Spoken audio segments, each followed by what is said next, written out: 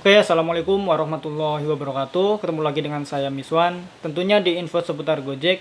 Nah, kali ini kita mau ngebahas soal modus baru untuk orderan GoFood gitu ya. Karena ini sesuatu yang emang harus kita hindari ya. Jadi ini termasuk penting juga untuk kita bahas. Bagi teman-teman yang belum subscribe, silahkan ya subscribe dulu supaya teman-teman nggak ketinggalan info-info penting dan menarik lainnya seputar Gojek. Oke, kita bahas aja.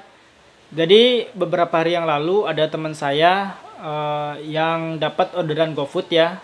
Orderan GoFood tapi si konsumen ini mencurigakan. Mencuriganya itu karena si konsumen ini bayarnya pakai tunai, terus ada perintah dari konsumen ke teman saya menyuruh ya atau memerintahkan agar supaya makanannya itu langsung digantungkan di gerbang.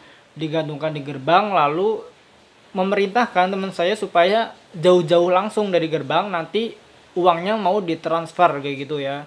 Dia bilangnya sih dia order untuk temennya gitu ya. Nah, kalau kayak gini gitu ya, ini kan serba salah ya. Sebenarnya kalau misalkan kayak gini, kalau orang-orang yang masih polos banget atau mungkin driver baru juga ya, karena driver Gojek juga ada yang baru kemarin, ada yang baru bergabung, mungkin dia bisa aja kena. Cuman kalau untuk yang udah berpengalaman mungkin nggak kena sih, karena ini udah jelas banget ya indikasi order fiktif. Karena kalau misalnya kita udah taruh di pagar terus kita pergi terus kita diselesaikan, ya gimana gitu ya, nanti ada orang yang ngambil, misalkan ya itu yang nipu gitu ya, ngambil terus nggak bayar, kan kita nggak bisa apa-apa gitu ya.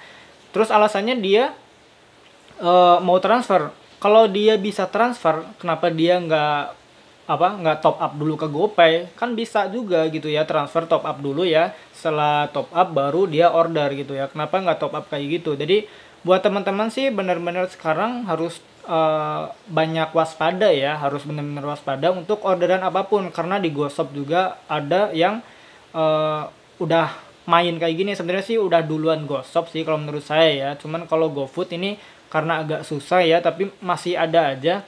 Buat pemain-pemain GoFood harus diwaspadai kalau misalkan kita dapat orderan tagih tunai tapi dia mau transfer, kita jangan coba-coba untuk menyelesaikan orderan tersebut sebelum konsumen ini transfer gitu ya. Jadi meskipun misalkan bang ini mah bener orderan GoFood meskipun tunai tapi bener dia mau transfer, ya nggak apa-apa, tapi pastikan dulu bahwa si konsumen ini harus udah transfer dulu baru kita selesaikan.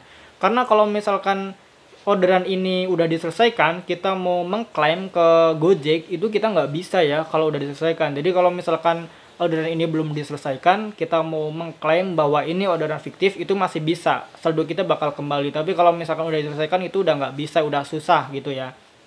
Jadi itu sih poinnya sebenarnya, karena saya kasihan juga sih kepada teman-teman ya, kalau misalkan ada yang kena kayak gini, otomatis dia rugi gitu ya. Apalagi kalau misalkan seharian udah keliling-keliling, akunnya anyep, itu bakal kerasa banget.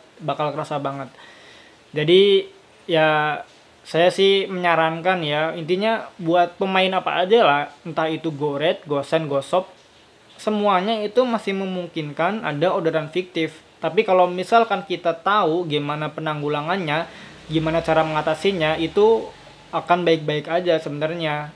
Kecuali nggak tahu sih kalau GoShop ya. Kalau GoShop dapat orderan fiktif, saya belum tahu gimana cara mengklaimnya. Cuman kalau misalkan di GoFood kan kita bisa telepon ke call center atau kita ke pusat bantuan, itu biasanya langsung kembali di detik itu juga ya, selesai setelah kita konfirmasi ke Gojek. Tapi kalau misalkan GoShop saya belum pernah mengalami, jadi kita nggak tahu sih. Oke, jadi mungkin itu aja video kali ini ya. Itu adalah pengalaman dari teman saya yang saya ceritakan kembali supaya bisa diambil pelajarannya gitu ya, supaya ini nggak terjadi kepada teman-teman. Dan teman saya alhamdulillah kemarin selamat sih, jadi nggak sampai dia bener-bener ngikutin perintah si konsumen ini, dan alhamdulillah ya selamat gitu ya. Itu gunanya gimana kita harus sharing kepada teman-teman. Mungkin ada pengalaman-pengalaman yang lain, kita harus sharing, yaitu manfaatnya kumpul bersama teman-teman. Oke, terima kasih ya buat teman-teman yang udah nonton. Jangan lupa yang belum subscribe, silakan teman-teman bisa subscribe dulu. Jangan lupa komen juga, mungkin kalian ada pengalaman juga mengenai orderan fiktif. Oke, terima kasih. Wassalamualaikum warahmatullahi wabarakatuh. Salam satu aspal.